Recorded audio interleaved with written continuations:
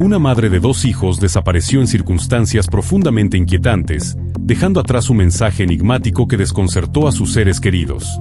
La policía se involucró de inmediato, enfrentándose a un rompecabezas repleto de pistas contradictorias que solo aumentaban el misterio. Pero ni siquiera los investigadores más experimentados estaban preparados para el oscuro giro que tomaría este caso. Lo que parecía una desaparición ordinaria se transformaría en una historia perturbadora que sacudiría a toda la comunidad. Katie, que nació en 1983 en Burley, un pequeño pueblo británico de apariencia tranquila. Era la hija del medio entre 3 hermanas, y mantenía una relación cercana tanto con la mayor como con la menor. Desde pequeña, Katie destacó por su empatía y nobleza. Siempre estaba dispuesta a tender la mano a quien lo necesitara, incluso si eso significaba sacrificar algo propio. Su bondad era evidente para todos los que la rodeaban, convirtiéndola en alguien profundamente querida en su entorno. Con el tiempo, Katie contrajo matrimonio y formó una familia. Dio a luz a un niño y a una niña, a quienes adoraba con todo su ser. Lamentablemente, la estabilidad familiar se quebró cuando su esposo decidió abandonarlos. Aunque mantenía contacto ocasional con los hijos, Katie quedó sola a cargo de su crianza. Ser madre soltera no fue fácil, sobre todo con los ingresos limitados de su trabajo como asistente social. Cada centavo era medido con cautela, pero aún así, Katie se esforzaba al máximo para que a sus hijos no les faltara nada. Luchaba día tras día para darles una vida digna, aunque el desgaste emocional comenzaba a notarse en su salud mental. El estrés acumulado y la ansiedad parecían crecer con el tiempo, aunque ella rara vez se quejaba. El 22 de abril de 2022, Katie, de 33 años, llevó a sus hijos a la escuela como de costumbre. Pero ese día no sería como los demás. Alrededor del mediodía, su madre recibió un mensaje extraño desde el teléfono de Katie. En el texto, ella afirmaba que había decidido alejarse por un tiempo para enfrentar sus propios problemas. Preocupada, su madre intentó llamarla de inmediato, pero la llamada fue desviada al buzón de voz. La falta de respuesta solo incrementó su angustia. Aunque sabía que Katie estaba lidiando con ansiedad, le resultaba inconcebible que simplemente se marchara sin dejar más explicaciones, y peor aún, abandonando a sus hijos. La madre contactó de inmediato a las hermanas de Katie, quienes también quedaron desconcertadas por la situación. Se dirigieron a su casa, solo para descubrir que el automóvil de Katie no estaba. Usando una llave de repuesto, ingresaron a la vivienda. Allí encontraron todas sus pertenencias en su lugar, excepto su bolso y su teléfono móvil. Esta escena no les dio ninguna tranquilidad. Al contrario, reforzó sus sospechas de que algo estaba profundamente mal. No podían aceptar la idea de que Katie hubiera decidido irse dejando todo atrás. No era su estilo, no era su manera de actuar. Horas después, los hijos de Katie regresaron del colegio y compartieron algo aún más inquietante. Ellos también habían recibido mensajes extraños de su madre. En ellos, Katie supuestamente decía que necesitaba buscar ayuda para ser una mejor madre y les pedía que contactaran a su padre para que los cuidara durante su ausencia. Sin embargo, al leer los mensajes, la madre y las hermanas de Katie sintieron una desconfianza inmediata. El estilo de escritura no era el suyo, y había errores ortográficos inusuales. En particular, la palabra while, escrita 2 veces, aparecía con faltas que Katie jamás habría cometido. Como si esto no fuera suficiente, su hijo reveló una nueva pieza del rompecabezas. A través de una red social, recibió un mensaje de un hombre llamado Andrew, quien había sido pareja de Katie durante varios años. En dicho mensaje, Andrew le decía que su madre había ingresado a un tratamiento. Lo que más angustiaba a la familia no era solamente la desaparición, sino la atmósfera de manipulación que parecía envolver cada detalle. Los mensajes eran fríos, impersonales, sin el tono emocional que caracterizaba a Katie. Las hermanas lo sabían, algo o alguien más estaba escribiendo desde su teléfono. El misterio crecía cada hora, y el silencio que rodeaba su paradero se volvía más opresivo. La policía empezaba a considerar todas las posibilidades, incluida la intervención de terceros. Katie se había ido por voluntad propia, o alguien más estaba detrás de su desaparición. Los errores ortográficos en los mensajes eran más que simples descuidos, eran indicios. Katie, meticulosa por naturaleza, jamás hubiera cometido ese tipo de equivocaciones. Para su familia, esto era una señal clara de que alguien más tenía acceso a su teléfono. La teoría de un secuestro empezó a cobrar fuerza entre los investigadores, aunque aún faltaban pruebas concluyentes. Mientras tanto, el rostro de Katie comenzaba a aparecer en noticias locales y redes sociales, en un intento desesperado por encontrar pistas que condujeran a su paradero. Pero el caso, lejos de aclararse, se volvía cada vez más oscuro. La figura de Andrew también comenzaba a cobrar protagonismo. ¿Qué sabía realmente este hombre sobre el paradero de Katie? ¿Por qué él contactó al hijo en lugar de comunicarse con la familia o la policía? Las preguntas eran demasiadas y las respuestas escasas. La relación que habían mantenido, en apariencia estable, comenzaba a ser analizada con otros ojos. ¿Había algo más oculto detrás de esa fachada de pareja?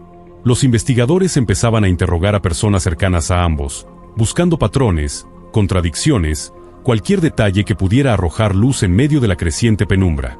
La verdad, tan cercana y tan esquiva a la vez, se escondía tras una maraña de secretos y silencios.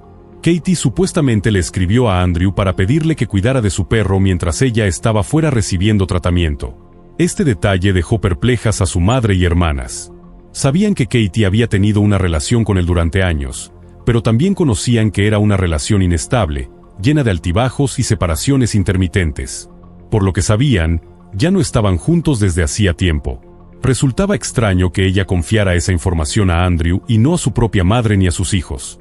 Más desconcertante aún era que lo mencionara específicamente en los mensajes enviados a sus hijos, sugiriendo que, si su padre no podía hacerse cargo de ellos, Andrew lo haría.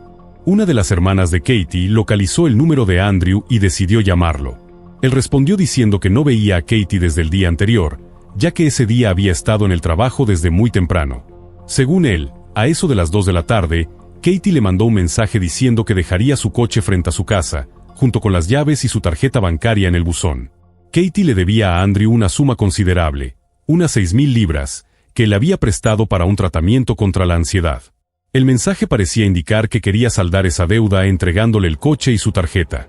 Más tarde, Katie le escribió que planeaba ingresar nuevamente a la clínica, pues ya no podía soportar la ansiedad constante. Andrew aseguró no haber visto nada raro en los mensajes, por lo que no se preocupó. Sin embargo, para la hermana de Katie, su versión resultaba extremadamente sospechosa. Decidió ir a casa de Andrew acompañada por su pareja.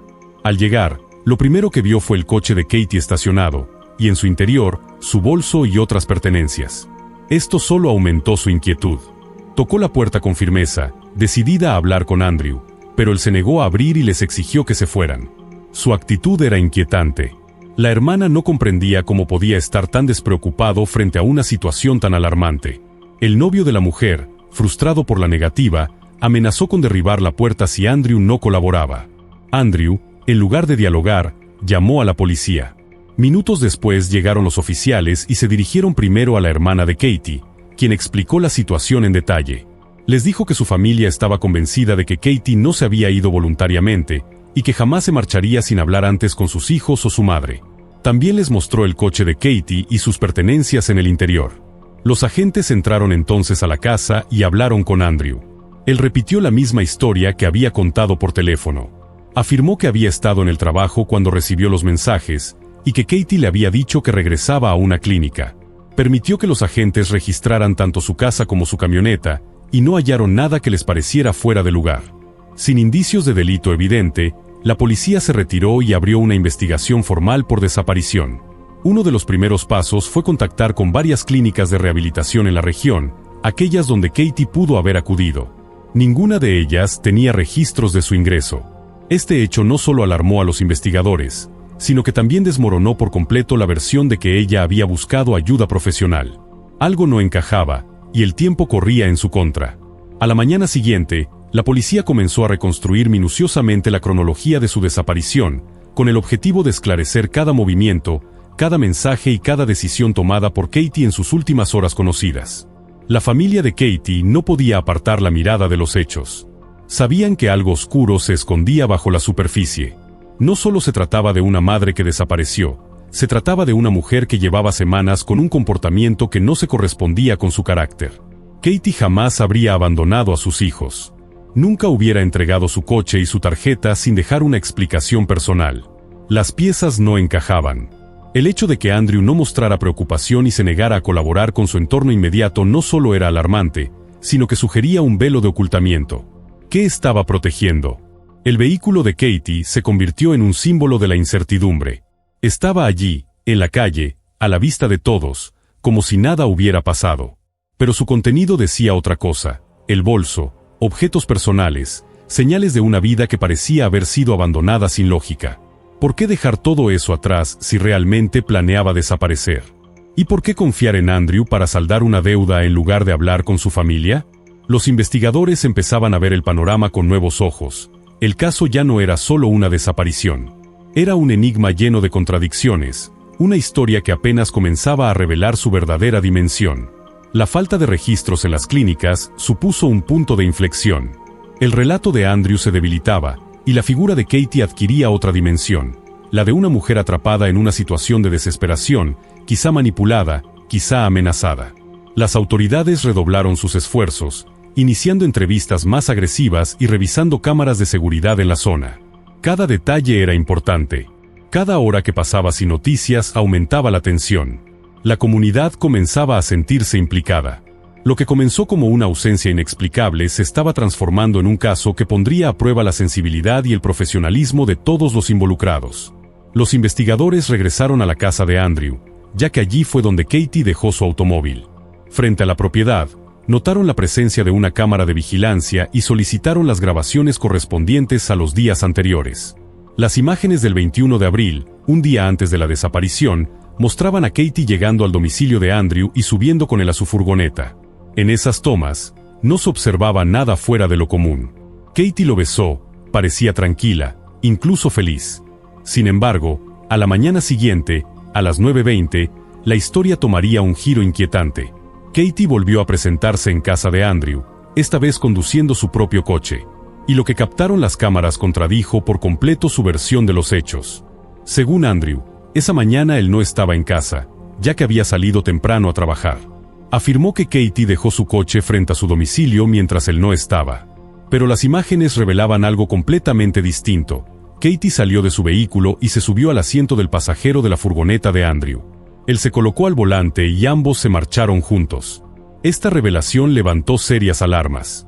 La policía solicitó entonces los registros de cámaras de seguridad ubicadas en la dirección hacia la que se dirigió el vehículo.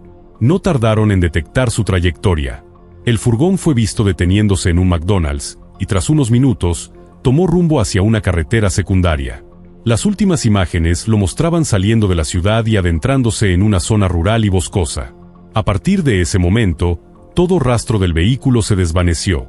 No obstante, cerca de 50 minutos después de haber sido captado por última vez, la furgoneta reapareció en cámara, pero ahora solo había una persona a bordo. La ausencia de Katie era evidente. A partir de este hecho, los investigadores empezaron a conectar las piezas. Todo indicaba que Andrew había llevado a Katie hasta una zona alejada en medio del bosque, y que luego había regresado sin ella. Era una escena oscura, perturbadora, que se formaba frente a sus ojos con una crudeza escalofriante. La policía intensificó su investigación y solicitó los datos de geolocalización del teléfono de Katie durante ese día. Lo que descubrieron confirmó sus peores sospechas. El análisis del móvil reveló que, esa mañana, el teléfono de Katie se desconectó de las torres de señal cercanas a su hogar y posteriormente se conectó a otras antenas ubicadas cerca de la residencia de Andrew. Más inquietante aún, el trayecto registrado por el GPS del teléfono coincidía exactamente con el recorrido de la furgoneta. Pero después ocurrió algo alarmante. Mientras Andrew regresaba del bosque solo, el móvil seguía en el vehículo, pero Katie ya no estaba. Las cámaras lo confirmaban. Finalmente, los investigadores analizaron el momento en que fueron enviados los mensajes a la madre y a los hijos de Katie. La geolocalización indicaba que esos mensajes habían sido enviados desde la casa de Andrew, cuando él ya había vuelto solo. Los datos eran abrumadores. La evidencia digital contradecía directamente la versión de Andrew. La policía decidió regresar a su domicilio con una orden. Al ingresar, notaron algo sumamente extraño. Hacía un calor sofocante en el interior. Andrew había encendido la estufa de leña, pese a que el clima exterior era cálido. Inmediatamente sospecharon que estaba intentando destruir evidencia. Revisaron la estufa y, aunque en ese momento solo encontraron cenizas, no pudieron ignorar la posibilidad de que algo grave había sido eliminado. Ante la acumulación de indicios en su contra, Andrew fue arrestado y llevado a interrogatorio. Lo que sucedió a continuación dejó a todos desconcertados. Durante el interrogatorio, Andrew se mostró completamente tranquilo, incluso relajado. Repitió su versión inicial, que Katie probablemente se había marchado por su cuenta para recibir tratamiento contra la ansiedad. Cuando se le plantearon preguntas más concretas, optó por guardar silencio, exigiendo la presencia de un abogado antes de continuar. Su negativa a cooperar, sumada a su actitud despreocupada, solo aumentó las sospechas de los investigadores. A pesar de no contar todavía con un cuerpo o una confesión, las autoridades estaban convencidas de que estaban frente a un caso grave y que cada minuto contaba para encontrar la verdad. La cronología trazada por los datos tecnológicos resultó ser el punto de quiebre de la investigación. Cada conexión del celular, cada imagen de vigilancia, cada hora registrada revelaba un patrón incompatible con la inocencia de Andrew. Su relato, cuidadosamente construido, comenzó a derrumbarse ante el peso de los hechos. En ese momento, el caso dejó de ser una mera desaparición para convertirse en una posible escena del crimen. Las autoridades se enfrentaban ahora a una carrera contrarreloj: encontrar a Katie o su paradero, viva o no, antes de que cualquier otra pista se perdiera para siempre. La familia, destrozada, exigía respuestas. Y el país entero comenzaba a mirar con atención un caso que tomaba tintes cada vez más oscuros. El detalle del horno encendido se convirtió en un símbolo siniestro. El calor insoportable, las cenizas recientes, la inexplicable necesidad de quemar algo en medio del día. Todo esto construía una narrativa aterradora. ¿Qué había querido ocultar Andrew? ¿Qué restos podrían haber sido destruidos allí?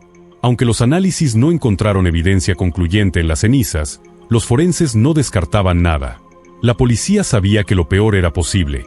La frialdad de Andrew, su insistencia en sostener una mentira desmoronada, y el hecho de que Katie nunca apareció de nuevo, eran piezas de una tragedia que apenas comenzaba a desplegarse en toda su crudeza.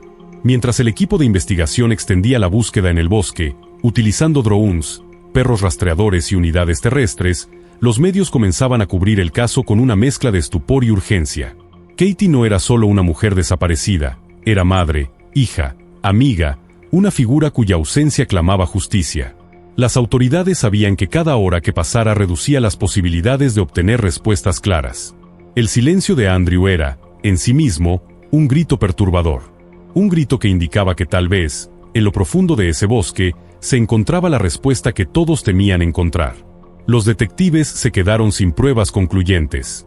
Tras el interrogatorio, tomaron la decisión de desplegar una operación de búsqueda a gran escala en la zona boscosa donde, según los datos del celular de Katie, se perdió su rastro antes de que Andrew regresara solo. Pero la tarea era titánica. Se trataba de explorar un área con un radio de aproximadamente 40 kilómetros.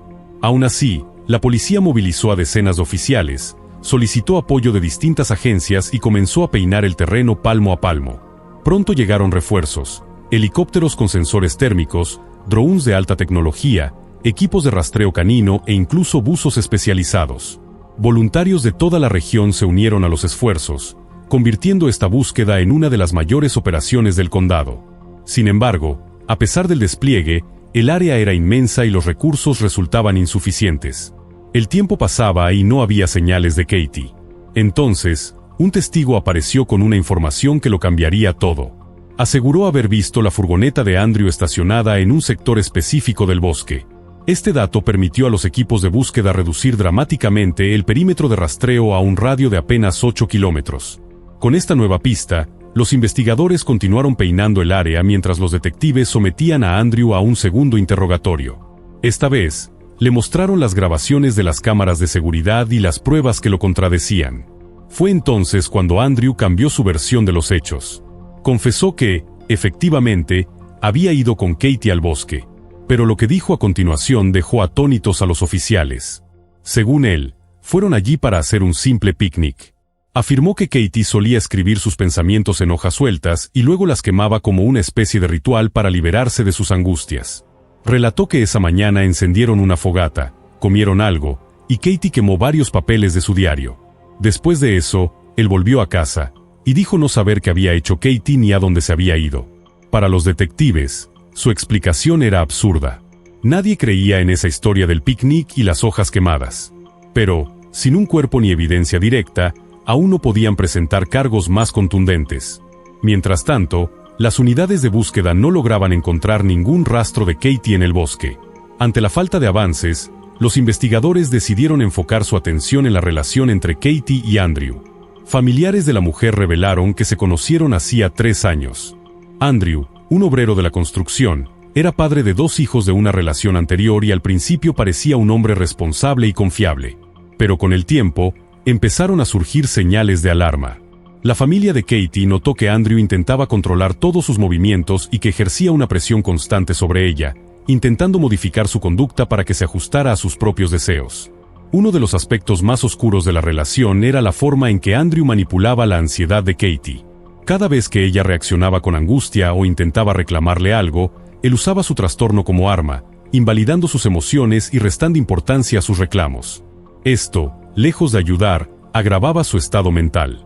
Andrew llegó incluso a proponer pagarle un tratamiento, oferta que Katie terminó aceptando, desesperada por encontrar alivio. Pero lejos de mejorar, la convivencia empeoró. Las discusiones se volvieron cotidianas, y la tensión emocional crecía sin tregua. La relación, marcada por el desgaste, terminó por romperse. Para Katie, fue un respiro. Para Andrew, una pérdida que no estaba dispuesto a aceptar. Poco después de la ruptura, comenzaron a ocurrir incidentes extraños. Una mañana, Katie encontró las llantas de su coche completamente rajadas. Aunque no tenía pruebas, estaba convencida de que Andrew estaba detrás del acto de sabotaje. Sin embargo, decidió no denunciarlo. Prefería mantenerse lejos de él, sin crear más conflictos. 3 meses antes de su desaparición, su actitud empezó a cambiar. Se volvió más reservada, más inquieta. Compartía poco con sus hermanas y evitaba hablar sobre Andrew. Había algo en su comportamiento que preocupaba profundamente a su familia. Algo que sugería que el peligro no había terminado, sino que estaba más cerca que nunca. Mientras la policía seguía sin obtener resultados concretos, la familia de Katie comenzaba a perder la esperanza. El bosque era denso, el terreno hostil, y los días pasaban sin noticias. Pero lo más aterrador era la posibilidad de que Andrew estuviera diciendo la verdad a medias, que su relato ocultara algo mucho más oscuro. La historia del picnic y las hojas quemadas parecía una cortina de humo, un intento por disfrazar una acción irreversible. El calor insoportable dentro de su casa, la estufa encendida en pleno día, las contradicciones en sus palabras, todo apuntaba hacia un acto calculado. Y sin embargo, sin pruebas físicas, el caso parecía estancado. La policía continuaba presionando, buscando inconsistencias, revisando cada minuto del día de la desaparición. Pero a pesar de los avances técnicos, la clave del caso seguía siendo humana. Estaba en los gestos, en las palabras, en los silencios de Andrew. Los investigadores sabían que él escondía algo. Lo veían en su lenguaje corporal, en su frialdad, en la ausencia de preocupación real por Katie. Y la familia, desesperada, imploraba justicia. Porque detrás de cada dato, cada coordenada, cada ceniza, había una verdad sepultada, esperando ser desenterrada. 3 meses antes de su desaparición, Katie recibió una carta oficial del tribunal. En ella, se le notificaba que debía pagarle a Andrew una suma de 4,000 libras, correspondientes a los gastos que él había asumido por su tratamiento contra la ansiedad. Katie, madre soltera con ingresos limitados, no tenía cómo cubrir semejante deuda. Con el paso de las semanas, los intereses y sanciones elevaron el monto a 6,000 libras. Esta situación generó en ella una ansiedad paralizante. Temía perder su hogar, quedarse sin un techo para sus hijos, y lo que es más perturbador, empezó a tener un miedo creciente hacia Andrew. En un mensaje dirigido a su madre, Katie confesó tener miedo de él, expresando su preocupación de que pudiera hacerle daño. También se lo mencionó a su hermana, y fue aún más clara: si alguna vez desaparecía, él sería el responsable. A pesar de estas señales, Andrew volvió a contactarla meses antes de su desaparición. Le dijo que se arrepentía de haberla llevado a los tribunales, y prometió que no solo retiraría la demanda, sino que también pagaría todos los recargos y penalizaciones acumuladas desde el fallo. Le pidió perdón por su comportamiento impulsivo y le aseguró que cambiaría. Katie, movida por su sensibilidad y con la esperanza de recuperar algo de estabilidad, decidió perdonarlo. Reanudaron su relación. Sin embargo, los detectives descubrieron que mientras Andrew prometía una cosa, hacía otra completamente diferente. Al día siguiente de su supuesta promesa de ayuda, llamó a la agencia de cobros encargada del caso y pidió que agilizaran el proceso contra Katie. Para los investigadores, este acto fue una señal contundente. Andrew no solo mentía, sino que además manipulaba deliberadamente las emociones de Katie. Su objetivo parecía claro: someterla a presión constante para volverla emocionalmente dependiente. Lo más alarmante fue que Katie nunca supo de esa llamada. Él seguía diciéndole que estaba intentando cancelar la deuda. Semanas después, Andrew volvió a comunicarse con la agencia y afirmó que Katie había ido a su casa a agredirlo. Insistió, una vez más, en que se procediera con el cobro lo más rápido posible. Poco después, la agencia se contactó directamente con Katie, y su reacción fue de puro pánico. Andrew, lejos de tranquilizarla, le dijo que estaba exagerando, que no debía reaccionar de forma tan emocional. En su versión, Andrew insistía en que estaba haciendo todo lo posible por cerrar el caso, pero que los procedimientos legales eran complicados y requerían tiempo. Al mismo tiempo, volvía a presionar a Katie para que buscara ayuda psicológica, diciéndole que su salud mental era inestable. Para los detectives, esta conducta pintaba un perfil siniestro. Andrew no solo era manipulador, sino también calculador. Utilizaba el miedo, la culpa y la dependencia emocional como herramientas para dominar a Katie. Y todo esto estaba documentado en mensajes, llamadas, acciones concretas. Las piezas encajaban en un patrón de abuso psicológico constante. Sin embargo, nada de esto los acercaba físicamente al paradero de Katie. La investigación tomó un giro inesperado cuando la policía recibió una nueva pista. Un ciudadano se acercó con un relato peculiar.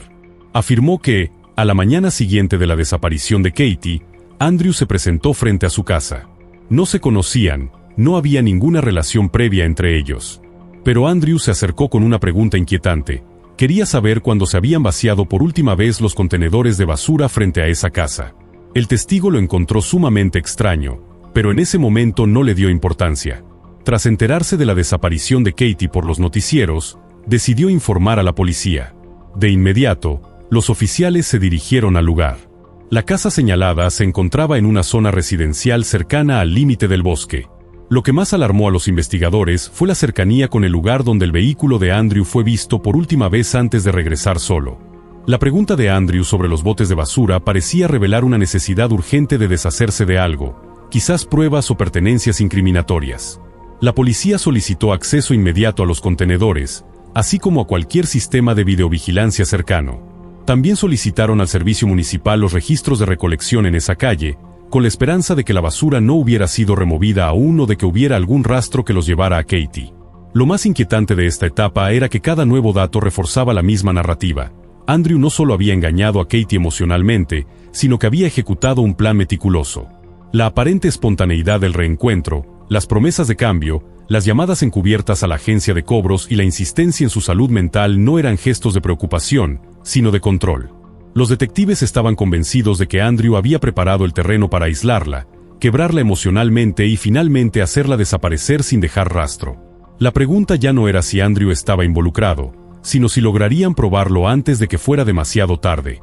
Lo que más estremecía a los investigadores era la frialdad con la que Andrew manipulaba su entorno. Las disculpas fingidas, las promesas vacías, las contradicciones calculadas, todo apuntaba a un perfil peligrosamente narcisista. A sus conocidos les mostraba una imagen de hombre arrepentido y sensible, mientras que en la sombra orquestaba movimientos precisos para acorralar a Katie. Las declaraciones de amigos y vecinos lo confirmaban. Andrew tenía una habilidad escalofriante para controlar a las personas, especialmente aquellas que estaban emocionalmente vulnerables.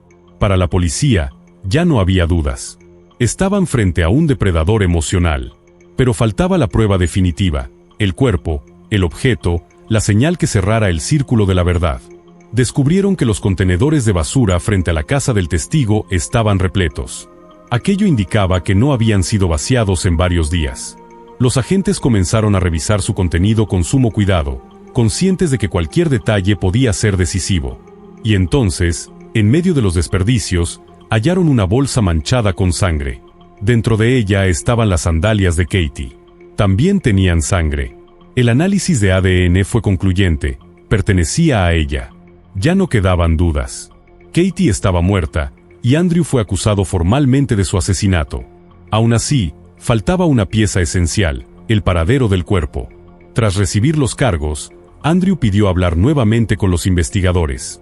Se le organizó otro interrogatorio, y en esta ocasión, volvió a modificar su versión de los hechos. Insistió en que esa mañana él y Katie fueron al bosque para hacer un picnic. Mientras estaban junto al fuego, según él, Katie notó un hacha que había llevado para cortar leña. Comenzaron a bromear. Katie, dijo Andrew, le propuso un reto, que intentara lanzar el hacha para acertar a una lata de refresco que ella sostendría con la mano, a varios metros de distancia. Él aceptó.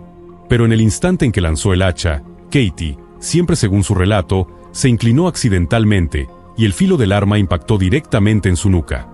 Para los detectives, esta historia era insostenible. Pero, por primera vez, Andrew admitió que el cuerpo seguía en el bosque. Dijo que al verla caer al suelo y morir al instante, fue presa del pánico. Afirmó que en esa parte del bosque no había cobertura móvil, y que no fue capaz de cargar el cuerpo hasta su furgoneta. Así que decidió enterrarla allí mismo. Cavó una fosa improvisada, colocó el cuerpo de Katie y lo cubrió con hojas y ramas. Para poder ubicar el sitio después, ató una bolsa a una vara clavada cerca de la tumba. Andrew aseguró que su intención era volver a casa, despedirse de sus hijos, ordenar sus finanzas, y luego quitarse la vida. También confesó que había quemado el teléfono de Katie y otras pertenencias en su estufa, recogió las cenizas y las arrojó a un contenedor en la ciudad. La policía volvió de inmediato a la casa de Andrew, con la esperanza de encontrar nuevas evidencias que reforzaran su confesión. Esta vez, los peritos detectaron rastros de sangre en la lavadora. Paralelamente, los equipos de búsqueda se concentraron en hallar la vara con la bolsa mencionada por Andrew, clave para localizar el lugar exacto donde habría enterrado el cuerpo. Sin embargo, el bosque era denso y la marca era rudimentaria. Los días pasaban y aún no lograban ubicar la tumba. En medio de la búsqueda, los investigadores hicieron un descubrimiento aún más inquietante. Al revisar la actividad digital de Andrew, descubrieron una faceta suya que revelaba un patrón de comportamiento perturbador. Andrew mantenía contacto constante con varias mujeres a través de múltiples plataformas de citas en línea. Era un hombre activo en redes sociales, y según sus registros, intentaba establecer relaciones con diferentes mujeres al mismo tiempo. Había logrado concretar encuentros con al menos una de ellas. A través de mensajes, les decía que era dueño de varias propiedades repartidas por todo el país. Con una de sus parejas virtuales incluso planeaba mudarse a Escocia y comprar una casa juntos. Este perfil no coincidía en absoluto con el relato de un hombre devastado emocionalmente por la pérdida de Katie. Mostraba a alguien con una vida paralela, construida sobre mentiras y manipulaciones. Pero lo más relevante aún estaba por aparecer. Al continuar analizando su dispositivo móvil, los técnicos hallaron un dato revelador. Según los registros de geolocalización, un día antes de la desaparición de Katie, Andrew se dirigió a casa de sus padres. Aquella visita, en apariencia inocente, podría contener información vital para el caso. El momento y la dirección coincidían con un cambio en su comportamiento. Los detectives empezaban a preguntarse si, en realidad, ese desplazamiento había sido parte de un plan cuidadosamente orquestado. Cada nuevo hallazgo hacía que el perfil de Andrew se volviera más oscuro y premeditado. La confesión parcial de Andrew no hizo sino confirmar lo que la familia de Katie siempre había temido. Ella no estaba desaparecida, había sido silenciada. La supuesta broma del hacha resultaba absurda ante la crudeza de los hechos y la frialdad con la que intentó cubrirlos. Las mentiras, las versiones cambiantes, la manipulación emocional y la búsqueda de nuevas víctimas en Internet pintaban un retrato siniestro. Un hombre capaz de fingir afecto mientras diseñaba el escenario perfecto para un crimen. Pero lo que más dolía, lo que más desesperaba, era que, pese a todo, el cuerpo de Katie aún no había sido encontrado. Y hasta que eso ocurriera, la herida permanecería abierta. Mientras tanto, la policía mantenía activas las búsquedas en el bosque, rastreando centímetro a centímetro en busca del improvisado marcador que, según Andrew, indicaba el sitio donde la había enterrado. Cada jornada se volvía más intensa, más desesperada, pero también más determinada. Porque ya no se trataba solo de encontrar pruebas, sino de brindarle justicia a una mujer que vivió sometida al miedo, y a una familia que no descansaría hasta devolverle su dignidad. Lo único que podía cerrar este capítulo era la verdad. Una verdad que yacía, oculta y silenciosa, en algún rincón de la tierra. Andrew apagó su teléfono durante aproximadamente 1 hora y media. En ese lapso, su furgoneta fue captada por varias cámaras de seguridad mientras se dirigía directamente hacia la zona boscosa donde luego se perdería el rastro de Katie. Al entrevistar a sus padres, la policía descubrió un dato revelador. Esa misma mañana, Andrew les había pedido prestada una pala. Todo apuntaba a una conclusión aterradora. El día anterior al crimen, Andrew habría viajado al bosque no para caminar, sino para cavar con antelación la tumba de Katie. Una acción fría, calculada, sin espacio para la improvisación. Ya tenía claro lo que iba a hacer. Tras cometer el crimen, Andrew envió desde el teléfono de Katie mensajes a sus hijos y a su madre. Acto seguido, desde su propio móvil, le escribió a su segunda novia. Le dijo que surgieron asuntos urgentes con sus hijos y que lamentablemente tendría que cancelar la cita que tenían para ese día. La policía, al analizar su teléfono, descubrió aún más. En la aplicación de notas se encontraron versiones preliminares de esos mismos mensajes que luego fueron enviados a la familia de Katie. Los expertos forenses digitales confirmaron que Andrew había estado editando esos textos durante semanas, perfeccionándolos para imitar el estilo de escritura de Katie. Incluso había reproducido los mismos errores ortográficos, como la palabra while mal escrita. Pero el hallazgo más estremecedor fue la fecha de creación de la nota, más de un mes antes del asesinato. Aquello confirmaba que el crimen había sido premeditado con una frialdad escalofriante. Cuando los detectives se enfrentaron a Andrew con esta información, él intentó justificarse. Aseguró que sí había ido al bosque el día anterior, pero solo para pasear a su perro, no para cavar una tumba. Su historia ya no convencía a nadie. Poco después, los equipos de búsqueda localizaron por fin la vara con el paquete que Andrew había mencionado. Pero, para su sorpresa, no había ninguna tumba a la vista. El terreno parecía intacto, sin ninguna señal visible de excavación. Los detectives tomaron entonces una decisión crucial: llevar a Andrew de vuelta al bosque para que él mismo los guiara. Y, sorprendentemente, aceptó. Una vez en el lugar, Andrew señaló con precisión un punto del suelo. Los policías quedaron desconcertados. Habían pasado por esa zona en repetidas ocasiones. Nadie había imaginado que justo allí, bajo tierra, se escondía la tumba. Estaba tan perfectamente nivelada, tan bien camuflada, que era indistinguible del resto del terreno. Sin la confesión de Andrew, jamás habrían imaginado que el cuerpo se encontraba justo bajo sus pies. Cuando los forenses comenzaron la excavación, el espanto no tardó en llegar. Debajo de la superficie, encontraron el cuerpo de Katie. Pero eso no fue todo. El cadáver había sido sepultado bajo una intrincada red de raíces de un árbol cercano. Un geólogo consultado por la policía explicó que crear una tumba con esas características requería varias horas de trabajo. Era imposible que Andrew lo hubiera hecho en una sola visita. Determinó además que el asesino separó cuidadosamente las capas de tierra para volver a colocarlas en el orden exacto, creando así una ilusión de suelo virgen. La meticulosidad con la que fue construida la tumba dejaba en evidencia la mente organizada y deliberada del asesino. El cuerpo de Katie fue trasladado de inmediato al laboratorio forense para su examen. Y muy pronto, la historia del hacha y la lata de refresco quedó totalmente desacreditada. El análisis del cadáver reveló que la víctima murió a causa de múltiples golpes contundentes en la parte posterior del cráneo. No había indicios de que hubiera sido un accidente, ni una herida única. Fue un ataque brutal, con claras señales de violencia intencional. El arma homicida, según los expertos, fue probablemente un objeto pesado, muy diferente al hacha de campamento que Andrew describía. Todo apuntaba a un acto deliberado, frío y violento. La revelación de que Andrew había planeado el asesinato con semanas de anticipación dejó a la comunidad en estado de conmoción. Cada mentira, cada gesto de aparente remordimiento, cada intento por disfrazar sus acciones como accidente, quedó completamente expuesto. Lo que había fingido como una tragedia desafortunada era, en realidad, un crimen meticulosamente orquestado. Lo más espeluznante de todo era la capacidad de Andrew para ocultar su verdadero rostro. Mientras cortejaba a otras mujeres, escribía mensajes con la voz falsa de Katie, ocultaba evidencias y cavaba una tumba en el bosque, mantenía una fachada de normalidad. Los expertos criminalistas coincidieron en algo: no estaban ante un acto impulsivo, sino frente a un depredador calculador que durante semanas estudió cada detalle para ejecutar su plan. La manipulación emocional, las amenazas veladas, la construcción de una coartada y la creación de una tumba perfecta demostraban un nivel de control escalofriante. Y, sin embargo, un descuido, una pregunta fuera de lugar, un mensaje mal escrito, bastó para ponerlo en la mira. Andrew no solo había asesinado a Katie, había intentado borrar su existencia. Pero no contaba con que la verdad, enterrada junto a ella, saldría finalmente a la luz. El cuerpo de Katie presentaba un total de 12 heridas provocadas por un hacha. No una, ni dos, sino 12. Golpes dirigidos con brutalidad, sin margen para el error ni espacio para pensar en un accidente. Para ese momento, los detectives ya no tenían dudas.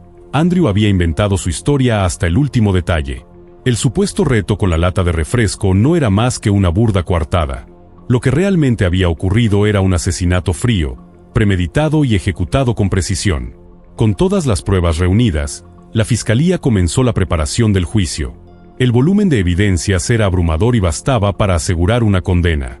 A pesar de la solidez del caso, el motivo del crimen aún no quedaba completamente claro. Los investigadores consideraban que Andrew albergaba un profundo rencor hacia Katie. El hecho de que ella lo hubiera dejado meses antes parecía haber herido su orgullo de manera irreparable. Para un hombre obsesionado con el control y la dominación, haber sido rechazado por una mujer que antes dependía de él emocional y económicamente fue un golpe devastador. Todo indicaba que su ego herido fue el verdadero catalizador de la tragedia. Y en lugar de aceptar la separación, Andrew decidió castigarla de la forma más irreversible posible. El juicio comenzó en noviembre de 2022. Andrew se presentó ante la corte y declaró su inocencia. La tensión se respiraba en la sala. Sin embargo, solo 3 días después, y de forma completamente inesperada, cambió su declaración. Se declaró culpable del asesinato de Katie. No ofreció explicaciones. No compartió nuevas versiones ni detalles adicionales. Simplemente aceptó su responsabilidad. El juez, al pronunciar la sentencia, lo calificó como un individuo extremadamente peligroso, incapaz de empatía, y lo condenó a cadena perpetua con posibilidad de libertad condicional únicamente después de cumplir 32 años en prisión. Así, uno de los crímenes más impactantes de la región llegó a su resolución judicial. Aún así, la historia de Andrew dejó muchos interrogantes sin respuesta. Su perfil psicológico, el modo en que llevaba una doble vida con múltiples mujeres a la vez, su actividad en plataformas de citas, su frialdad. Todo indicaba que Katie pudo no haber sido su única víctima emocional. Si bien fue la única asesinada, que se sepa, es posible que otras mujeres hayan sido manipuladas, controladas o agredidas por él. La forma en que disfrutaba imponiendo su voluntad, reduciendo a sus parejas al miedo y la dependencia, revelaba una personalidad inquietante. Una que, probablemente, había actuado antes. Y que tal vez habría actuado de nuevo. El caso dejó cicatrices profundas en la comunidad. No solo por el crimen en sí, sino por el retrato que dejó de un hombre capaz de mantener una fachada encantadora mientras preparaba un asesinato con escalofriante precisión. En silencio, desde sus dispositivos, Andrew trazó cada paso, escribió cada mensaje, cavó cada centímetro de una tumba perfecta. Y todo ello mientras mostraba al mundo una sonrisa. Para muchos, el caso de Katie es una advertencia brutal sobre el poder del control psicológico, sobre cómo la violencia no siempre comienza con un golpe, sino con una palabra disfrazada de afecto. Una manipulación que avanza lentamente, hasta que ya es demasiado tarde. La historia de Katie no debe olvidarse. Su lucha, su temor silencioso, sus advertencias que no fueron escuchadas a tiempo, son parte del legado de este caso. Es un recordatorio de que detrás de relaciones tóxicas, a veces se esconde algo mucho más oscuro. La justicia llegó, pero no borra el dolor ni las preguntas que aún persisten. ¿Cuántas más como Katie habrán cruzado el camino de Andrew? ¿Cuántas siguen atrapadas bajo el peso del miedo y el silencio? Que este relato sirva para abrir los ojos, para escuchar, para actuar antes de que sea demasiado tarde. Gracias por acompañarnos hasta el final de esta estremecedora historia. Si te impactó este caso, te invitamos a dejar tu opinión en los comentarios y apoyar este video con un me gusta. También puedes seguir nuestro canal de Telegram, donde cada día compartimos los casos más impactantes del mundo sin filtros ni censura. Nos vemos en la próxima historia. Bride nació el 2 de junio de 1981 en un pequeño pueblo australiano llamado Lon. Esta comunidad, compuesta por apenas 2,000 personas, se encontraba alejada de las grandes ciudades y se caracterizaba por una vida tranquila y serena. Era un lugar donde todos los vecinos se conocían, y debido a su ubicación remota, rara vez se veían rostros nuevos o visitas inesperadas. Michelle vivía en Lon junto a sus padres y 2 hermanos mayores. Desde pequeña, mostró una actitud reservada, y aunque no tenía muchos amigos en la escuela local, siempre se destacó por su dedicación académica y su amor por los animales. Su mayor pasión era el baloncesto, deporte al que dedicaba gran parte de su tiempo libre. Sin embargo, su verdadera vocación era convertirse en veterinaria. Adoraba a los animales, y su vínculo con ellos era tan fuerte que incluso tenía su propio caballo. Además de soñar con una carrera dedicada a los seres vivos más indefensos, Michelle también anhelaba formar una familia numerosa. Su ilusión era tener 6 hijos. En 1999, a los 17 años, estaba completamente enfocada en sus estudios. Su meta era obtener las mejores calificaciones posibles para facilitar su ingreso a la Universidad de Veterinaria. Cada día se esforzaba al máximo para acercarse a ese objetivo. El 26 de febrero, Michelle tenía planes para asistir a la fiesta de cumpleaños de una amiga cercana. La celebración tendría lugar en casa de esta chica, y posteriormente, Michelle tenía pensado quedarse a dormir en la casa de otra amiga, ya que su propio hogar quedaba bastante lejos. Esa noche, su madre la llevó en auto hasta la casa donde sería la reunión, ya que Michelle aún no tenía vehículo propio. Antes de bajarse, le aseguró a su madre que se verían a la mañana siguiente. Se despidieron con un beso, sin saber que sería la última vez que estarían juntas. A la mañana siguiente, la madre de Michelle despertó y notó que su hija aún no había regresado. Al principio pensó que probablemente seguía en casa de alguna amiga, pero conforme avanzaban las horas, la angustia comenzó a apoderarse de ella. Michelle no tenía teléfono celular, lo que dificultaba enormemente cualquier intento de contactarla. Preocupada, su madre comenzó a llamar a las amigas de su hija, una por una.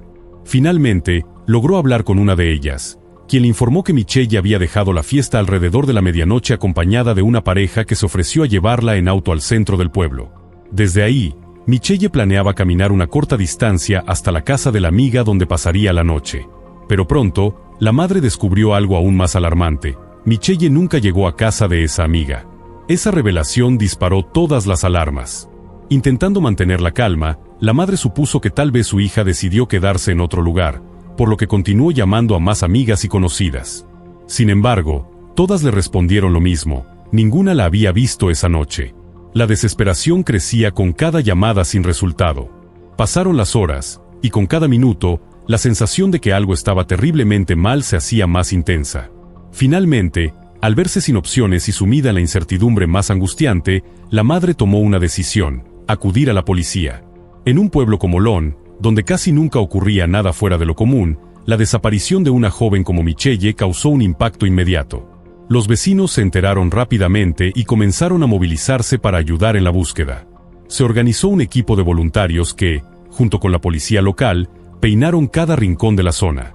Caminos rurales, granjas abandonadas, ríos y hasta pozos fueron revisados meticulosamente. Sin embargo, las horas se convirtieron en días, y los días en una angustiosa espera sin respuestas. Nadie había visto nada, nadie había escuchado nada. Michelle parecía haberse desvanecido sin dejar rastro. Lo más perturbador era la falta de testigos o pistas claras. La pareja que la había llevado al centro del pueblo fue localizada y entrevistada, y aseguraron haberla dejado sana y salva cerca del lugar acordado. Las autoridades comprobaron que no tenían antecedentes ni comportamientos sospechosos, lo que complicó aún más la investigación. Las cámaras de seguridad en la zona eran escasas y de mala calidad, por lo que no había evidencia visual que confirmara los últimos pasos de la joven. El caso comenzó a adquirir un tono oscuro y desesperanzador, mientras la familia enfrentaba el vacío abrumador de no saber qué había pasado con Michelle. Conforme pasaban los días, la posibilidad de un accidente comenzó a parecer menos probable. La policía ya no descartaba que se tratara de un acto intencional. La imagen de una adolescente sonriente, con sueños y metas, se convirtió en el símbolo de una comunidad devastada por la incertidumbre. Las autoridades extendieron la búsqueda más allá del pueblo, incluso recurriendo a helicópteros y perros rastreadores. La madre de Michelle, consumida por la angustia, no descansaba ni un solo minuto. Ella se negaba a aceptar la posibilidad de que su hija no regresara, y cada noche rezaba por una llamada, una pista, un milagro que rompiera el silencio que se había instalado en sus vidas desde aquella fatídica noche. La madre de Michelle, al ver que pasaban las horas sin noticias de su hija, se dirigió desesperadamente a la estación de policía local. Sin embargo, allí se topó con una respuesta desoladora. Los oficiales asumieron, sin realizar ninguna verificación, que Michelle probablemente se encontraba pasando tiempo con sus amigos, peor aún, que había decidido huir de casa. Rechazaron categóricamente iniciar una búsqueda. La mujer, angustiada, intentó explicar que su hija jamás actuaría de esa forma, que no tenía motivos para desaparecer por voluntad propia. Pero sus súplicas cayeron en oídos sordos. Los agentes insistieron en que no había razón para alarmarse. Sin apoyo oficial, la madre de Michelle recurrió a su familia. Juntos, comenzaron una búsqueda por su cuenta. Caminaban por las calles del pueblo, preguntaban a los vecinos, investigaban cada rincón donde ella pudiera haber estado. Pero todo era en vano. No surgía ninguna pista, ningún indicio. Pasaron los días envueltos en una desesperación cada vez más intensa, hasta que el 2 de marzo, en las últimas horas de la tarde, se produjo un hallazgo estremecedor. Un hombre paseaba con su perro cerca del camino que salía del pueblo. Al pasar junto a las antiguas vías del tren, notó algo anormal entre la maleza. Intrigado, se acercó con cautela y entonces lo vio, un cuerpo humano entre la hierba alta. Horrorizado, llamó a la policía. Cuando los agentes llegaron al lugar, no tardaron en confirmar lo que temían. El cadáver era el de Michelle Bright. Parte de su ropa había desaparecido, el sostén había sido arrancado violentamente, y junto al cuerpo se encontraba su mochila escolar. No había otras evidencias visibles en la escena. Lo más aterrador era que el lugar donde fue hallada se encontraba a menos de 1 kilómetro de su casa. Pero la vegetación espesa había ocultado su presencia durante días. Nadie pudo haberla visto a simple vista. El informe del forense fue devastador. El cuerpo presentaba múltiples rasguños y señales de lucha. La causa oficial de muerte fue estrangulamiento. Además, se determinó que Michelle fue víctima de agresión sexual. Sin embargo, los expertos no lograron recuperar ningún material biológico del agresor. En su mano se encontraron varios cabellos, pero tampoco fue posible extraer una muestra válida de ADN. Recién entonces, con un homicidio confirmado, la policía comenzó a tomar el caso con la seriedad debida. Lo primero fue interrogar a todos los asistentes a la fiesta del 26 de febrero. Según los expertos, la muerte ocurrió esa misma noche, lo que indicaba que el asesino pudo haber estado entre ellos. Los testimonios coincidieron en que Michelle no tuvo altercados con nadie. Se la veía contenta, tranquila, disfrutando del ambiente. Al final de la noche, abandonó la fiesta junto a una pareja que se ofreció a llevarla en auto hasta la calle principal del pueblo. Esa pareja fue localizada e interrogada. Confirmaron que efectivamente la dejaron en la calle central, desde donde Michelle planeaba caminar hasta la casa de su amiga. Después de eso, se marcharon y no vieron hacia dónde se dirigió exactamente. Esta declaración, aunque coherente, no ofrecía certezas. La policía tenía ante sí un rompecabezas lleno de vacíos inquietantes y detalles confusos. La noticia del hallazgo estremeció a todo Lon. Un pueblo donde rara vez ocurría algo fuera de lo común se encontraba ahora atrapado en el horror. La idea de que un asesino podía estar entre ellos, invisible e impune, desencadenó miedo y desconfianza. Familias que antes se saludaban con cercanía comenzaron a mirarse con recelo. La figura de Michelle, una joven alegre, amante de los animales y llena de sueños, se transformó en un símbolo trágico. Carteles con su rostro comenzaron a cubrir las paredes del pueblo, acompañados por flores, velas y lágrimas. La madre, rota por el dolor, juró que no descansaría hasta encontrar justicia. Los agentes, presionados por la indignación creciente, ampliaron la investigación. Buscaron antecedentes, interrogaron a personas que habían cruzado caminos con Michelle en los días previos, analizaron cualquier comportamiento extraño. Pero nada parecía encajar. No había testigos, no había rastros, no había armas, ni huellas. La brutalidad del crimen y la precisión con la que fue ejecutado sugerían una mente calculadora. No era un acto impulsivo. La policía comenzó a barajar la posibilidad de que el agresor conociera bien el terreno, y quizás incluso conociera a Michelle. Alguien que sabía exactamente cómo moverse, cómo desaparecer sin ser visto, cómo borrar sus huellas. A pesar de los avances en tecnología forense, el caso se estancó en una espiral de incertidumbre. La ausencia de pruebas físicas concretas limitaba las posibilidades.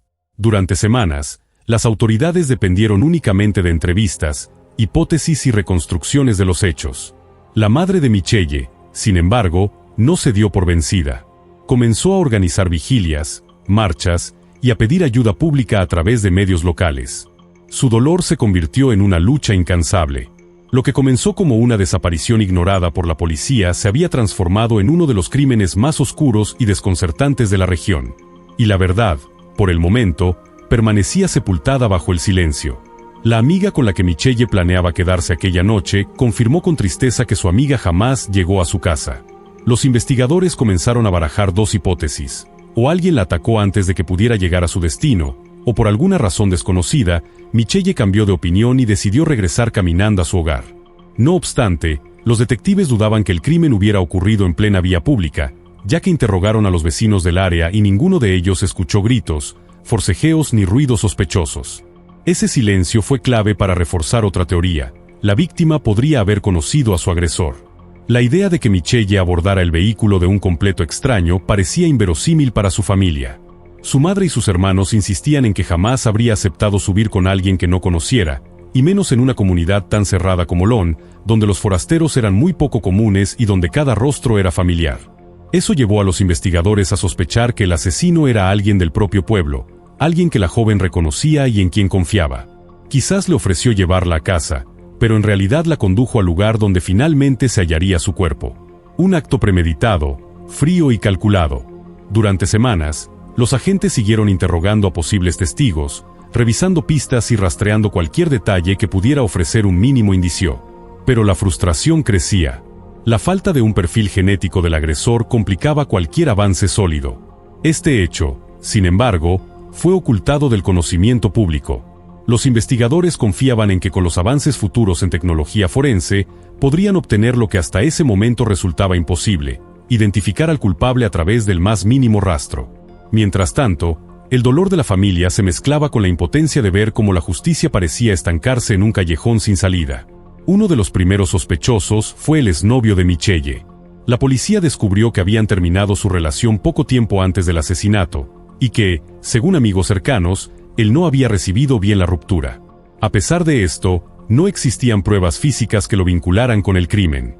Además, no se pudo comprobar si él se encontraba siquiera cerca de la zona por la que Michelle caminó esa noche. Otro vecino también despertó sospechas. Aunque apenas conocía a Michelle, los oficiales notaron que se mostraba excesivamente afectado por su muerte. Pero, como en el caso del exnovio, tampoco pudieron hallar nada que lo incriminara directamente. Un hecho desconcertante ocurrió pocos días después del hallazgo del cuerpo. Un familiar de Michelle se acercó a la escena del crimen, como lo hacían muchos, para rendirle homenaje. Mientras se encontraba allí, notó algo brillante entre la maleza. Era un pendiente que pertenecía a Michelle. Lo extraño es que la policía había registrado minuciosamente esa área. ¿Cómo no lo habían visto?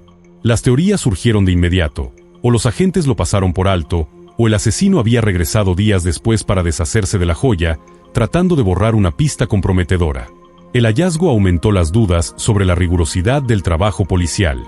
Durante los meses siguientes, los investigadores lograron elaborar una lista de personas de interés, hombres del pueblo cuyas actitudes, relaciones o comportamientos despertaban sospechas.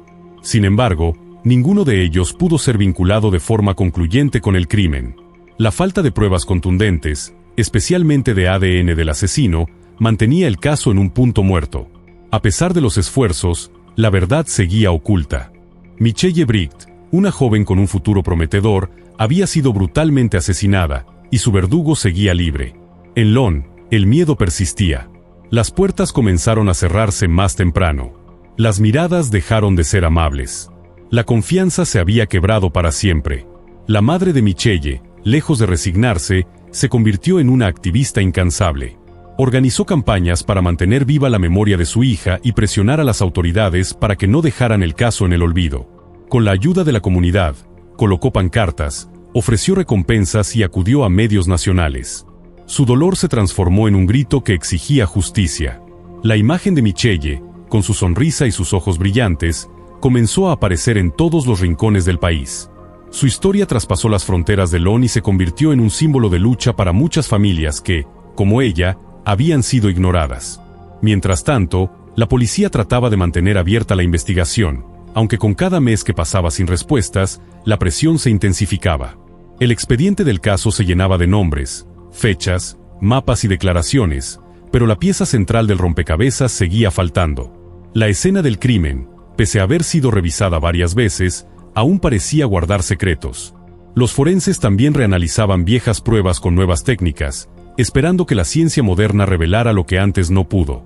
Aunque el tiempo corría en su contra, los investigadores sabían que incluso un error mínimo del asesino podría ser la clave para resolver el crimen.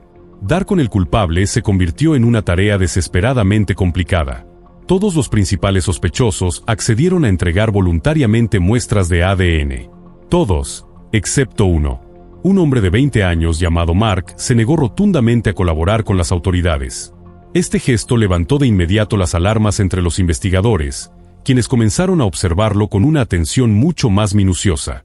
Lo que descubrieron fue inquietante. Durante meses, Mark había acosado a una mujer del mismo pueblo, llegando incluso a irrumpir en su domicilio.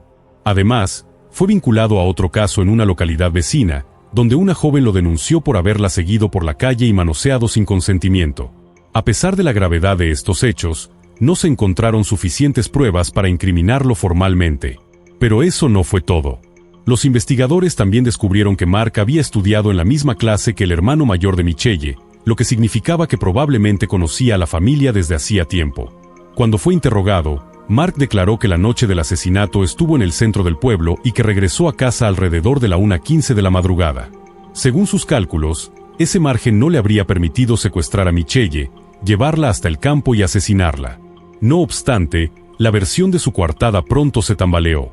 Cuando la policía interrogó a la esposa de Mark, surgió un giro inesperado. La mujer confesó no estar segura de la hora exacta en que su marido había regresado aquella noche. Incluso admitió que podría haber llegado mucho más tarde. Este detalle fue crucial. Ante la duda, los agentes decidieron instalar dispositivos de escucha en la vivienda de Mark. Los resultados no tardaron en llegar. En varias grabaciones, la esposa cuestionaba abiertamente a su marido sobre su posible participación en el asesinato de Michelle. Él siempre lo negaba, pero su evasividad y el nerviosismo con el que reaccionaba encendieron nuevas sospechas. Finalmente, ella lo convenció para que entregara su muestra de ADN. Sin embargo, justo un día antes de acudir a la cita con los investigadores, Mark sufrió un accidente automovilístico al estrellarse contra un árbol. Aunque salió con vida, los oficiales no descartaron la posibilidad de que se tratara de un intento deliberado de quitarse la vida o de evadir la prueba. Aún así, finalmente entregó su muestra. Pero, a pesar de su comportamiento sospechoso, los forenses no pudieron compararla con nada, ya que seguían sin contar con el perfil genético del asesino. Sin esa pieza clave o sin alguna otra evidencia contundente, detener a Mark era imposible. Y con ello, el caso continuaba sin resolverse. Con el tiempo, la investigación entró en un estado de letargo doloroso. La familia de Michelle, frustrada y destrozada, tomó una decisión difícil: abandonar el pueblo. Sentían que el culpable seguía caminando libre entre ellos, oculto tras una fachada de normalidad, y vivir rodeados de miradas sospechosas se volvió insoportable. En el año 2000, las autoridades anunciaron una recompensa de $100,000 para quien pudiera aportar información crucial que llevara a la captura del asesino. Este anuncio provocó un repunte de interés en el caso. Nuevas pistas comenzaron a llegar. Nuevas voces comenzaron a hablar. Pero todas, sin excepción, los condujeron a callejones sin salida. Para el año 2002, los investigadores ya habían revisado decenas de nombres, reconstruido rutas, cruzado llamadas y examinado todo lo que estaba a su alcance. Pero nada parecía encajar. El paso del tiempo, lejos de arrojar luz, solo hacía más densa la oscuridad. A pesar de sus esfuerzos, la verdad continuaba oculta. La policía mantenía activo el expediente, pero las esperanzas comenzaban a desvanecerse. Los medios dejaban de cubrir el caso, y el silencio comenzaba a envolverlo todo. Michelle Bright se convertía lentamente en una historia olvidada por muchos, aunque para su familia, el dolor seguía tan vivo como el primer día. La comunidad de Lon también cambió para siempre. Lo que antes era un pueblo sereno y confiado se convirtió en un lugar marcado por la tragedia.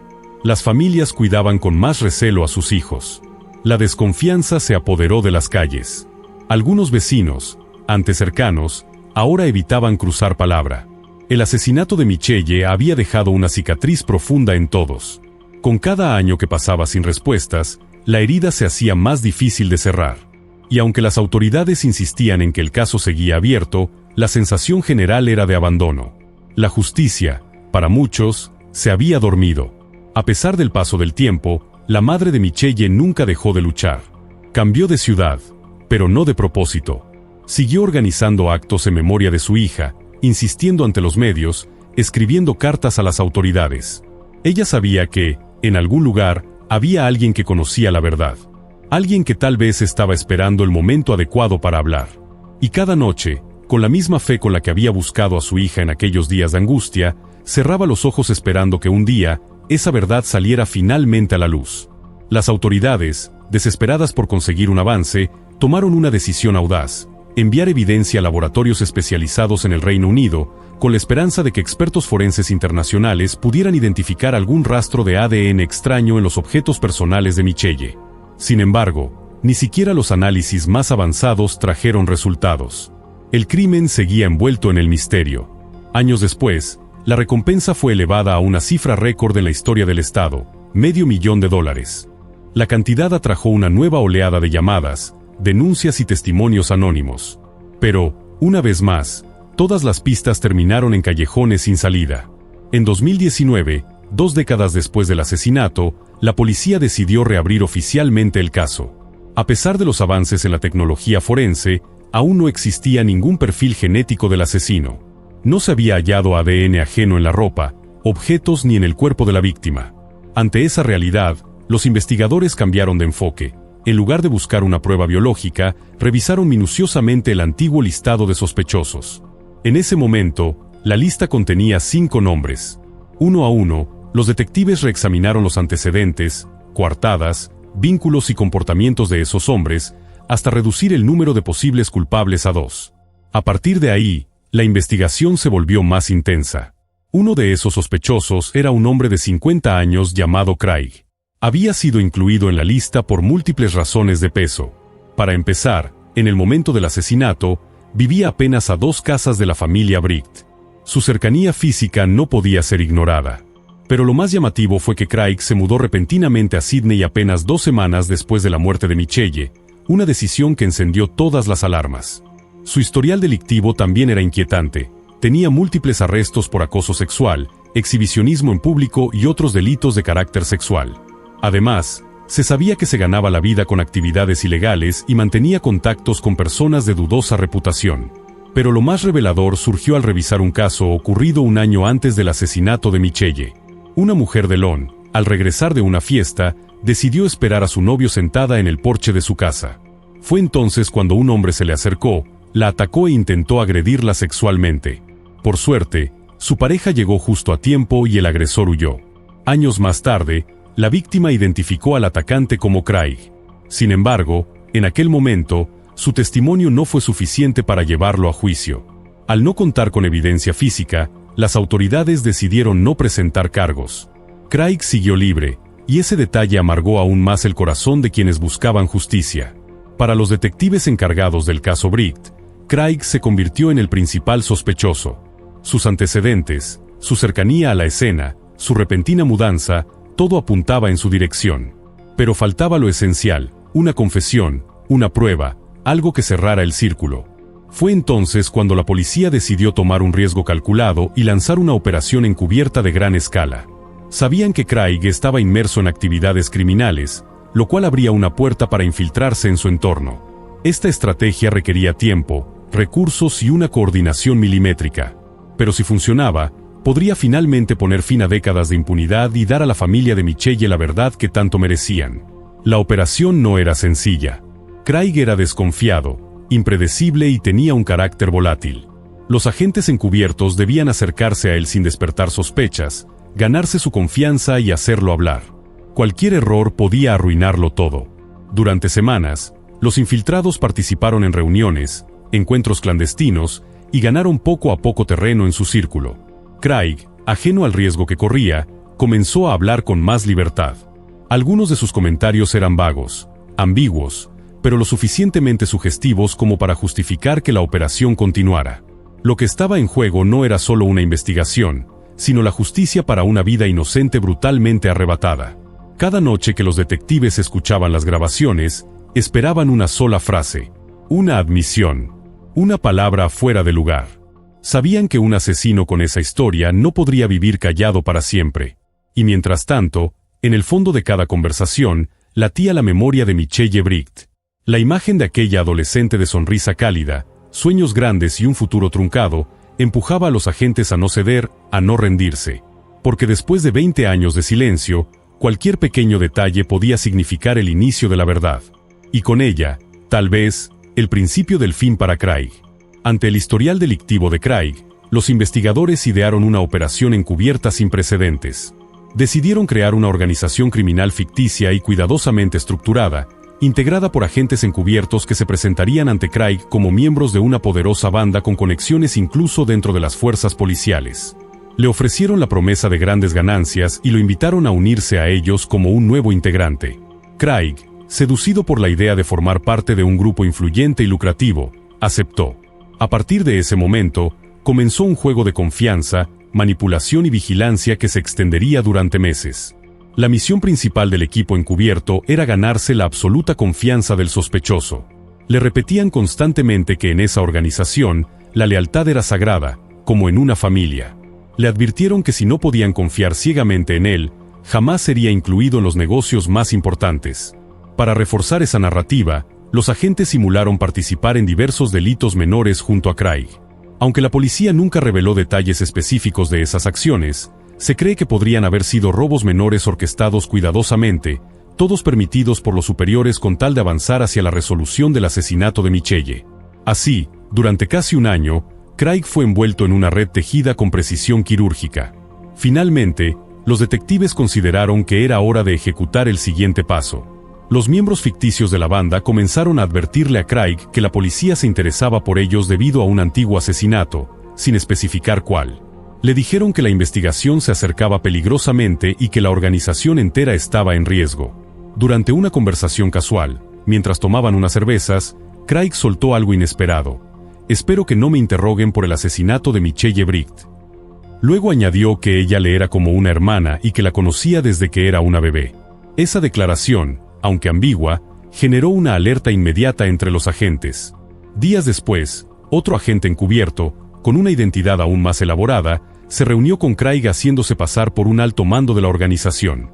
Le dijo que los investigadores estaban cada vez más cerca y que había informantes dentro de la policía hablando sobre 2 casos en los que Craig podría estar implicado. El momento era crítico.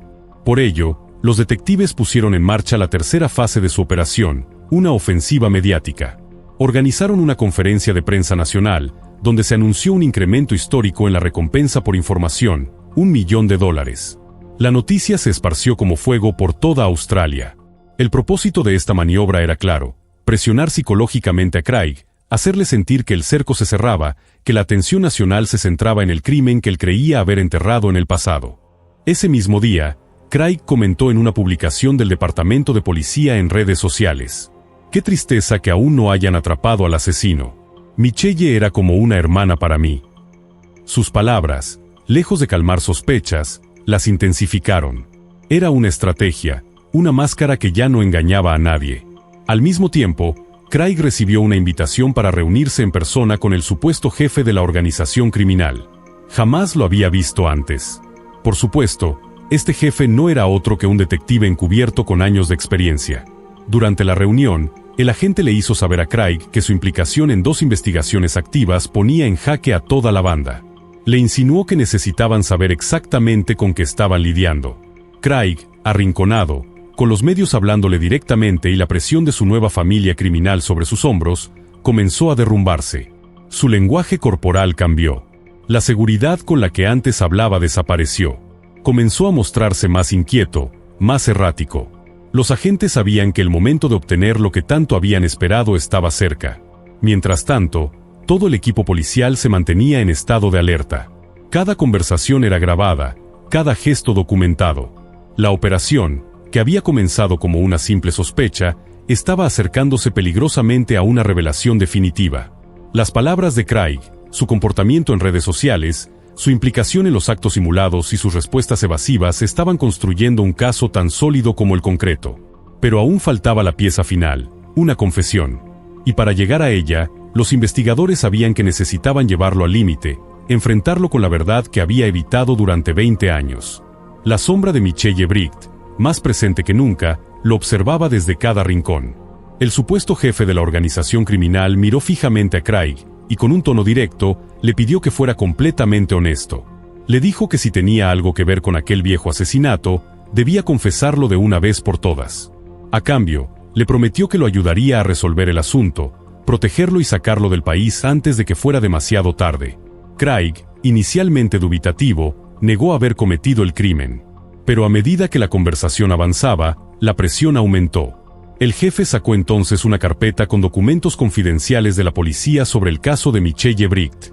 Entre ellos, una fotografía del auto que Craig poseía en 1999. El contenido de esa carpeta fue decisivo. Los agentes sabían lo que estaban haciendo. Le recordaron que, Poco después de que la policía lo contactara por primera vez en 1999, su coche fue encontrado completamente incendiado. En ese entonces, Craig había dicho que no sabía nada. Pero ahora, con los documentos frente a él y la promesa de una salida, empezó a derrumbarse. El jefe le dijo que ya tenían suficientes pruebas como para arrestarlo en cualquier momento. Esa afirmación, sumada a la presión psicológica, fue suficiente. Craig, por fin, comenzó a hablar. Lo que confesó dejaría sin aliento a todos los presentes. Contó que la noche del asesinato había ido a Lon, donde primero visitó a un amigo y luego se dirigió al centro del pueblo. Allí entró a un bar y conversó un rato con el dueño. Después, según dijo, dejó su coche estacionado cerca y siguió a pie. Afirmó que había estado bebiendo mucho y que su memoria de los hechos era difusa. Sin embargo, reconoció con voz temblorosa: «Sí, yo maté a Michelle». Agregó que no recordaba con claridad si abusó de ella, pero sí detalló cómo arrastró su cuerpo desde el camino hasta una zona de maleza alta para ocultarlo. Describió cómo le quitó parte de la ropa, mencionando que el broche del sostén estaba roto. Ese detalle lo cambió todo. La policía jamás había hecho pública esa información. Solo el asesino podía saberlo. Craig también admitió, con frialdad, que había intentado agredir sexualmente a otra mujer un año antes del crimen, y explicó con detalle cómo fue interrumpido por la llegada del novio de la víctima. Su descripción era tan precisa que no dejó lugar a dudas. Con la confesión grabada, los agentes encubiertos fingieron seguir el plan prometido. Llevaron a Craig al aeropuerto, como habían acordado, pero allí ya lo esperaba un grupo de policías listos para arrestarlo. El círculo finalmente se cerraba. Craig fue detenido en el mismo instante en que creyó haber escapado.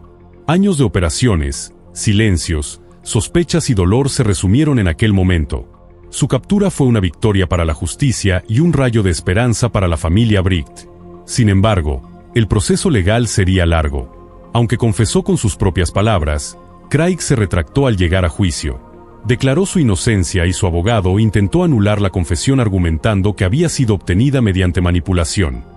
Señaló que su cliente había sido engañado por agentes encubiertos y que las condiciones en las que fue interrogado no fueron éticamente válidas. El juicio comenzó finalmente en 2023. El caso atrajo la atención nacional, no solo por la brutalidad del crimen, sino también por la complejidad de la operación policial que condujo al arresto. Craig fue juzgado por el asesinato de Michelle Bright y por la agresión a la mujer un año antes. Durante las audiencias, el fiscal presentó cada grabación, cada palabra dicha por Craig, cada dato que solo el verdadero asesino podía conocer. La defensa, por su parte, intentó sembrar dudas sobre la legitimidad del procedimiento, alegando que Craig fue víctima de una trampa, presionado al límite de su estabilidad emocional. El jurado, sin embargo, escuchó los testimonios, vio las pruebas y revisó los detalles. Los miembros de la operación encubierta relataron cada paso de su trabajo, demostrando que no se violaron derechos, que se actuó con rigurosidad legal y que el objetivo era obtener la verdad. A pesar de los intentos por desacreditar el caso, las palabras de Craig, aquellas que él mismo pronunció sin coacción, fueron suficientes. Fue declarado culpable. Después de más de 20 años de impunidad, la familia Bright pudo finalmente escuchar la palabra que tanto habían esperado: justicia. El veredicto no devolvió a Michelle, pero puso fin a la oscuridad que durante años cubrió su historia. La comunidad de Lon, marcada por el horror de aquel crimen, pudo respirar con algo de alivio. Su madre, quien jamás dejó de luchar, permaneció firme en la sala del tribunal, con lágrimas en los ojos, sosteniendo una foto de su hija. Craig fue condenado por 2 delitos y enviado a prisión. El asesino, que por años creyó haber escapado, fue finalmente alcanzado por la verdad. La memoria de Michelle, tan viva como el primer día, se convirtió en un legado de fuerza, dignidad y justicia. Durante el juicio, la defensa de Craig sostuvo que su cliente había mentido deliberadamente durante la operación encubierta. Alegaron que su confesión fue falsa, que simplemente había dicho lo que los agentes querían oír y que nunca tuvo nada que ver con el asesinato. Pero la realidad era otra. Si Craig hubiera querido, podría haberse marchado de la organización ficticia sin decir una sola palabra. Nadie lo obligó a hablar. Sin embargo, lo hizo. Y no solo eso, mencionó detalles específicos del crimen, como el método con el que fue asesinada Michelle y la hebilla rota de su sostén. Detalles que nunca fueron divulgados públicamente. Para los fiscales, no cabía duda de que Craig era el responsable. Su teoría era clara. Aquella noche, Craig vio a Michelle caminando por una de las calles principales de Lon. Es probable que le ofreciera llevarla o acompañarla a pie hasta su casa. Ella aceptó, porque lo conocía, vivía cerca y jamás habría sospechado de él. Una vez en las afueras del pueblo, aprovechó la oscuridad y el aislamiento del lugar para atacarla. La arrastró fuera del camino, hacia la zona de las vías del tren, donde su cuerpo sería hallado días después. La brutalidad del crimen y la forma en que fue ejecutado coincidían con el perfil de Craig. El juicio duró 7 semanas. Fue largo, doloroso, lleno de momentos tensos y revelaciones desgarradoras. La segunda víctima de Craig, la mujer que él intentó agredir un año antes del asesinato, testificó en su contra. Lo identificó sin dudar, pero esta vez con la seguridad de que el hombre que la había marcado de por vida no escaparía de las consecuencias. El tribunal encontró a Craig culpable de ambos crímenes, el asesinato de Michelle Bright y el intento de agresión sexual a la otra mujer.